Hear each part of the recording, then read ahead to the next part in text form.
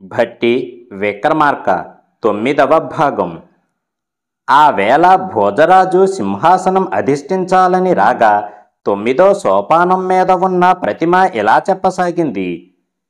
దేశ సంచారానికి బయలుదేరిన భట్టి విక్రమార్కులు ఒక పట్నం బయట కొలను చూసి గట్టు మీద కూర్చొని దంతధావనం చేసుకుంటూ ఉన్నారు. స్త్రీలు వచ్చి నీరు పట్టుకు వెళ్ళసాగారు. కొందరు పట్నంలో నుంచి ఒక స్త్రీ శవాన్ని ఆడవారు పోతున్న దారికి దగ్గరలో పడవేసిపోగా అమ్మలక్కలు ఆ పీనుగును గురించి మాట్లాడుకుంటూ పోసాగారు. కొంతసేపయ్యాక అక్క చెల్లుళ్ళైన 2 వేశ్యకాంతలు అక్కడికి వచ్చారు. పెద్దది ఆ కళేబరాన్ని చూసి ఏడుస్తూ ఉంటే రెండవది, దీనికి మనకి ఏం సంబంధం ఉన్నదని ఏడుస్తున్నావు అని అడిగింది. ఆడపుట్టుక అందరికీ ఒకటే, దీని గతి ఇలా అవుతుందని ఎవరూ అనుకోలేదు. ఇది వ్యభిచారం చెయ్యడం వల్ల పౌరులు దీనిని కొట్టి చంపి ఆడవాళ్ళకి బుద్ధి రావాలని ఇక్కడ పడేసిపోయారు అన్నది అక్క. చెల్లెలు నవ్వుతూ, బాగానే ఉన్నది, నేర్పు లేకుండా వ్యభిచరించే దాని గతి ఎలా ఉంటుంది? వ్యభిచరించడంలో చాలా చాతుర్యం ఉండాలి అని అన్నది. ఆ మాటలు విన్న విక్రమార్కుడు, భట్టి, చిన్నదాని మాటలు విన్నావు కదా, ఎలాగైనా దానిని పెళ్లాడి రంకుతనంలో నేర్పు కనబరచటం ఎలాగో తెలుసుకోవాలి, పట్నంలోకి పద అని అన్నాడు. తోవలోనే ఆ చిన్నదాని వివరాలు తెలుసుకున్నాడు. వర్తకులు స్వజాతి వారిని అర్ధపాల శెట్టి వాళ్ళందరికీ చాలా మర్యాద చేసి అడిగాక, అయ్యా, మేము కాంచీనగరవాసులం, ఇతను నా తమ్ముడు, తాని కన్యను చూసి వరిస్తాననడంతో ఇలా తీసుకువచ్చాను, ఎందరిని చూపించినా వద్దన్నాడు, మీ కుమార్తె ఒకతే పెళ్లికుందని తెలిసి వచ్చాము అని అన్నాడు. లక్షణాలను చూసి సంతృప్తి చెంది తన 2వ పుత్రిక ప్రవాళవల్లినివ్వడానికి అంగీకరించి వివాహం జరిపించాడు శెట్టి. ఆమె గుణం పరిశీలించాక గాని తాకరాదని విక్రమార్కుడు ఆమెకు దూరంగా పడుకున్నాడు. వారం అలాగ గడిచాక మామకు చెప్పి భార్యను వెంటబెట్టుకుని వెళ్తూ ఉంటే తోవలో ఒక పట్నము కోట కనిపించాయి. ఎవరూ లేక తలుపులు మూసి ఉన్న ఆ కోట గురించి అడిగాడు అతను. అందుకు ఆ పౌరుడు, అయ్యలారా, ఇది మహా ఐశ్వర్యవంతుడైన శత్రుసేనుడిచే పాలించబడుతున్న పట్నం. రాజు నగరము కోటలోనే ఉన్నారు. బిడ్డలు లేని ఆ రాజు ఈ కోట తలుపులు మోయించి ముద్ర వేయించి సాహస వితరణ సుగుణాలు కలవాడు తాకితేనే తలుపులు తెరుచుకుంటాయని తన సత్య మహిమతో నిర్ణయించి పరలోకగతుడు అయ్యాడు. అతని భార్య సహగమనం చేసింది. అప్పటి నుంచి కోట తలుపులు మూయబడి ఉన్నాయి. పౌరులే తమ కార్యాలు చక్కబరుచుకుంటున్నారు. ఇంతవరకు అలాంటి గుణవంతుడు రానూ లేదు, కోట తలుపులు తెరుచుకోనూ లేదు అని అన్నాడు. విక్రమార్కుడు ముట్టుకునేసరికి ఆ తలుపులు విడిపోయాయి. పౌరులు ఆశ్చర్యపోయి అతనినే తమ రాజుగా నిర్ణయించుకున్నారు. భట్టి విక్రమార్కులు కోటలో ప్రవేశించి సర్వసన్నద్ధంగా ఉన్న రాజమందిరంలో నివసించసాగారు. ఆమె వ్యభిచారం నేర్పు తెలుసుకోవాలని విక్రమార్కుడు ఇంకా ఆమెను ముట్టుకోకుండానే ఉండిపోయాడు. పగటిపూట బయటకు వెళ్ళేటప్పుడు తలుపులు మూయించి ముద్రలు వేయించి తాము లేనప్పుడు పోతిటీగ కూడా చొరబడకుండా కట్టుదిట్టం చేయించాడు. పురుష సుఖం తప్ప ప్రవాళవల్లికి మరేమి లోటు లేదు. కోటలో వారి వస్త్రాలు తీసుకుపోయే చాకలి, దానికి వయసులో ఉన్న కొడుకు ప్రవాళవల్లి కట్టి విడిచిన వస్త్రంలోని పరిమళానికి మెచ్చి అలాంటి చీర కట్టే స్త్రీ ఎంత అందంగా ఉంటుందో అని ఆమె మీద మోహం పెంచుకున్నాడు. వాడికెప్పుడూ అదే ధ్యానమైపోయింది. రోజురోజుకి వాడు కృషించిపోతూ ఉంటే తల్లి బుజ్జగించి వాడి కోరిక విని, కొడుక, దిగులు పడకు, నా చేతనైన ప్రయత్నం చేసి నీకామెతో పొందు లభించేటట్లు చేస్తాను అని ధైర్యం చెప్పి స్వస్థత పరిచింది. వేశ్యపుత్రి చాకలిదాన్ని పిలిచి, ఇంత బాగా చలవ చేసేదెవరు అని అడిగితే తన కొడుకు అని చెప్పింది. అతనికామె మీద ప్రీతి అని కూడా అన్నది. అలాగా, అయితే నేనతన్ని చూడాలి, కానీ ఈ కోటలోకి అతను రావటం కుదరదు కదా. తెలివితేటలు ఉంటే వటపత్ర సాయిని ఆశ్రయించవచ్చును. అలా అయితే అతను నన్ను చూడగలడు, భయం లేదు అని అన్నది. చాకలిదానికి ఆమె మాటలలోని అర్థం తెలియకపోయినా వాటిని అలాగే కొడుక్కి చెప్పింది. తెలివైనవాడు వాటి గూఢార్థం తెలుసుకొని, అమ్మ ఇంకా భయం లేదు అని స్నానం చేసి మంచి బట్టలు కట్టుకొని వెళ్ళాడు. కోట చుట్టూ నడిచి చూడగా ఒక చోట పెద్ద మర్రి చెట్టు యొక్క కొమ్మ ఒకటి కోటలో నుంచి పైకి వంగి ఉన్నది. వాడది పట్టుకొని ఎక్కి అంతఃపురంలోకి వెళ్ళగా భట్టి విక్రమార్కుల మధ్య ఆమె నిద్రపోతూ ఉన్నది. వాడు జాగ్రత్తగా ప్రవాళవల్లిని కాళ్ళు గీరి సైగ చేశాడు.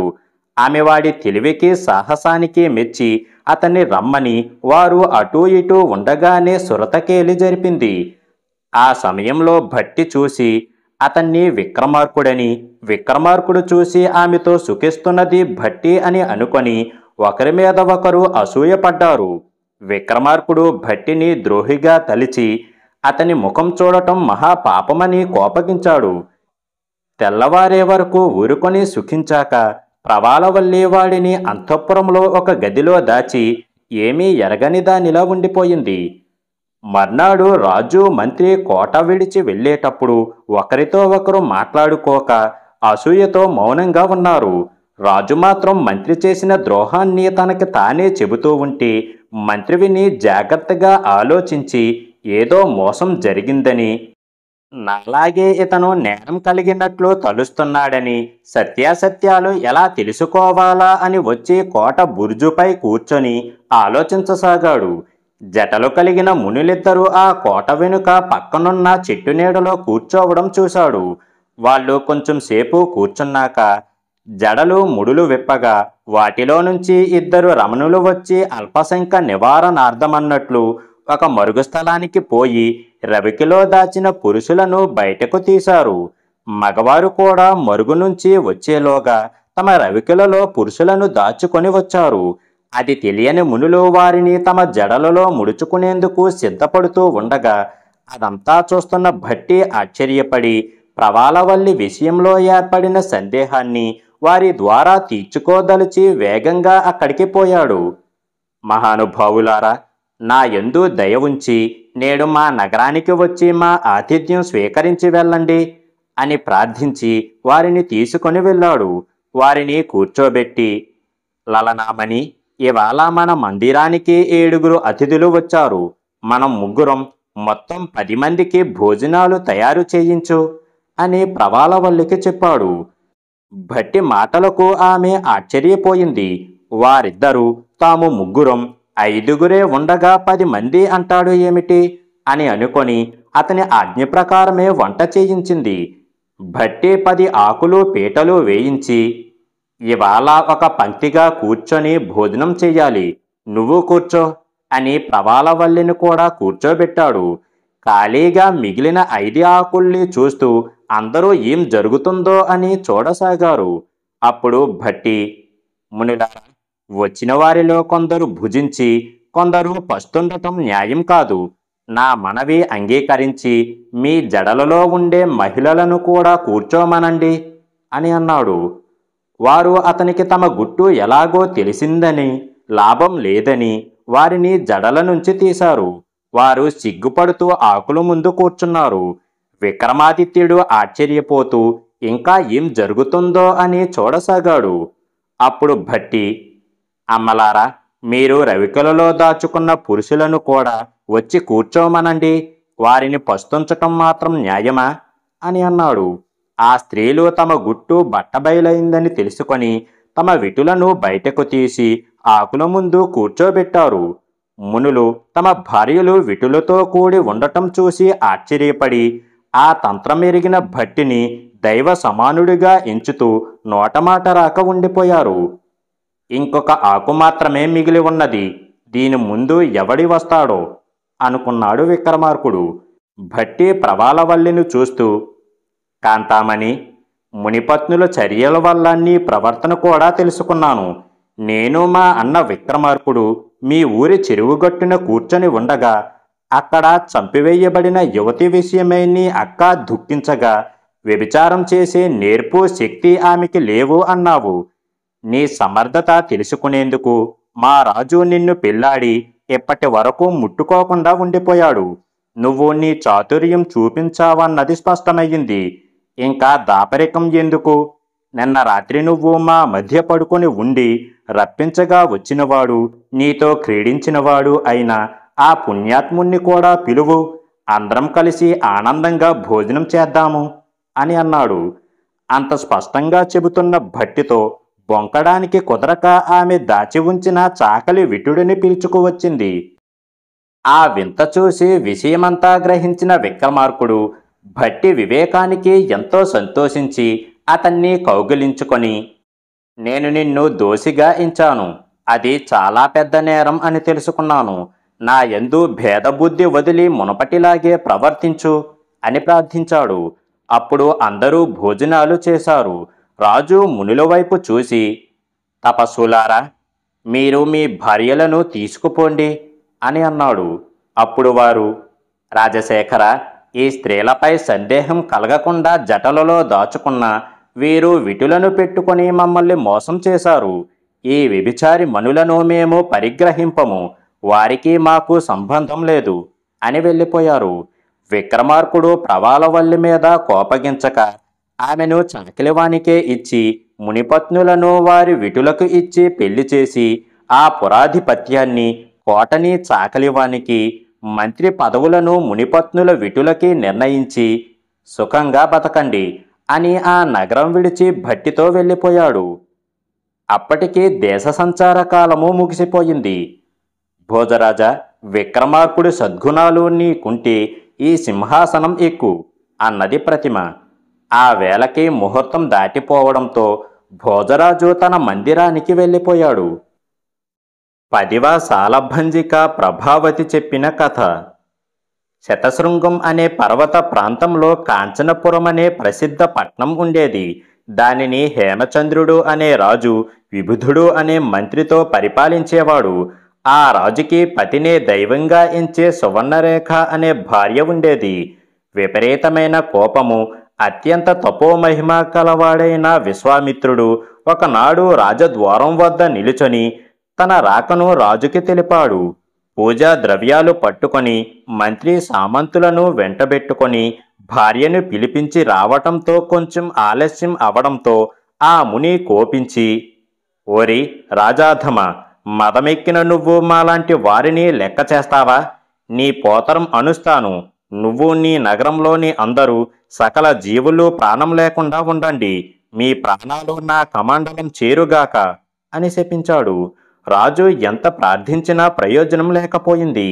మునిశాపంతో కాంచనపురంలో అందరూ చనిపోయారు. రాజు మొదలైన వారు ఒక్కొక్కరే వెళ్ళిపోతూ ఉంటే సువర్ణరేఖ ముని పాదాల మీద పడి, స్వామి, అనవసరంగా మాకిలాంటి దుస్థితి ఏర్పడింది. మీ శాపం తప్పేమీ కాదు, నాకొక వరమివ్వండి అని ప్రార్థించగా ముని కనికరించాడు. ఆమె అతనికి మొక్కి, నేను మరుజన్మలో రాజుకి పుడతానని తెలిసింది. నేను బుద్ధి తెలిసింది మొదలు సకల విద్యలు తమంతతామే నన్ను చేరేటట్లు నేను తలచినప్పుడు దేవలోకం నుంచి ఇంద్రుడి గుర్రం వచ్చి నేను కోరిన చోటికి తీసుకుపోయేటట్లు, యవ్వనవతి కాగానే ఎప్పటి వాడే నా భర్త అయ్యేటట్లు వరమివ్వండి అని అన్నది. ఆమె సద్గుణాలకు సంతోషించిన విశ్వామిత్రుడు ఆమెకు పూర్వజన్మ జ్ఞానం కూడా అనుగ్రహించాడు. కొంతసేపటికి ఆమె మరణించింది. కాంచనపురంలోని సకల జీవులు మరణించి నిర్మానుష్యం అయ్యింది. కొన్ని రోజులకి సువర్ణరేఖ ముకుంద నిలయ ప్రభు అయిన బలవర్ధనుడికి కూతురై పుట్టింది. పెరగటంతోటే సకల విద్యలు తెలిసి ప్రతి రాత్రి దేవలోకం నుంచి రప్పించిన గుర్రం మీద పూర్వం తానుండే కాంచనపురం వెళ్ళి అక్కడ తాను పూజించే సుందరేశ్వర స్వామిని అర్చించి వచ్చేది. ఆమె పేరు సంజీవని. పుష్పవతి అయ్యి చక్కని రూపలక్షణాలతో ఉండేది. బలవర్ధనుడి వద్ద కాలకంఠకుడు అనే పురోహితుడు ఉండేవాడు. హేమచంద్రుడు ముని శాపంతో మరణించి అతనికి కొడుకుగా జన్మించి దినదిన ప్రవర్ధమానుడై రూపంలోనూ విద్యలలోనూ వివేకంలోనూ పేరు పొందాడు. అప్పటికే అతని వయసు 16. సంజీవనికి వివాహం చెయ్యాలని ఆమె తల్లిదండ్రులు ఆలోచిస్తూ ఉంటే పనికత్తె ఒకతే ఆ మాటలు సంజీవనికి చెప్పింది. ఆమె తండ్రి వద్దకు వెళ్ళి, నాయనా, మీరు నాకు పెళ్లి చెయ్యాలని యోచిస్తున్నట్లు ఉన్నది. ఇక్కడికి చాలా దూరంలో కాంచనపురం అనే నిర్జన నగరం ఉందట. దానిని పాలించిన హేమచంద్రుడు, మంత్రి విబుధుడు, రాణి సువర్ణరేఖ ఇప్పుడు వారెవరూ లేరు. ఆ పట్నం మాత్రం జనశూన్యమై మిగిలి ఉన్నదట. ఎవడు కాంచనపురం వెళ్ళి అక్కడి విశేషాలు కనుక్కొని వచ్చి చెబుతాడో అతడు ఏ జాతి వాడైనా ఎలాంటి వాడైనా అతనికే భార్యను కావాలని వ్రతం పూనాను. నా వ్రతం భంగం కాకుండా చెయ్యండి అని అన్నది. తండ్రి ఆమె మాటలను అంగీకరించి కాంచనపురం చూసి వచ్చి అక్కడి విశేషాలు వివరించేవాడికి నా కూతురినిచ్చి పెళ్లి చేస్తాను అని పటాలు రాయించి పట్నం బయట 4 వైపులా పెట్టించాడు. చాటింపులు వేయించాడు. అది తెలిసి ఎందరెందరో ప్రయత్నించి కష్టాల పాలయ్యారు. కాని ఆ పురాన్ని చూసి వచ్చినవాడు ఒక్కడూ లేకపోయాడు. ఆ ఊరి పురోహితుడి కుమారుడు సుదేవుడు చిన్నప్పటి నుంచి సంజీవిని రూప లావణ్యాలు చూస్తూ ఉండి యవ్వనంలోకి వచ్చిన ఆమెను కూడా చూసి ఆమెను మోహించి ఆమెనే ధ్యానించుకుంటూ ఇతర కార్యాల మీద మనసు లగ్నం చెయ్యలేక వెర్రివాడిలా తిరుగుతూ ఒకసారి రాజుభవనానికి వచ్చి ముందు వెనకల ఆలోచించకుండా గంట మోగించాడు. రాజభటులు వచ్చి అతన్ని రాజకుమార్తె వద్దకు తీసుకుపోగా ఆమె తెరచాటు నుంచి అతను కాలకంఠుడి పుత్రుడని గమనించి, ఓయి దేవా, గంట ఎందుకు మోగించావు? కాంచనపురం చూశావా? అక్కడ విశేషాలు ఏమిటి అని అడిగింది. చూశాను. మనుషులు జంతువులు అన్నీ ఇక్కడలాగే ఉన్నాయి. రాజపుత్రి, నేను నీపై పట్టలేని మోహంతో రాత్రింపగళ్ళు నిన్నే తలుస్తూ నిద్రాహారాలు కూడా మరిచాను. నువ్వు పూనిన వెర్రి వ్రతం వదిలి నన్ను వరించకపోయావో నా ప్రాణాలు పోవడం తథ్యం. నీకు బ్రహ్మహత్యా దోషం వాటిల్లక తప్పదు అని అన్నాడు. దానితో కోపగించి ఈ వెర్రివాడిని ఊరి బయట వదిలివేయండి అని భటులను ఆజ్ఞాపించింది.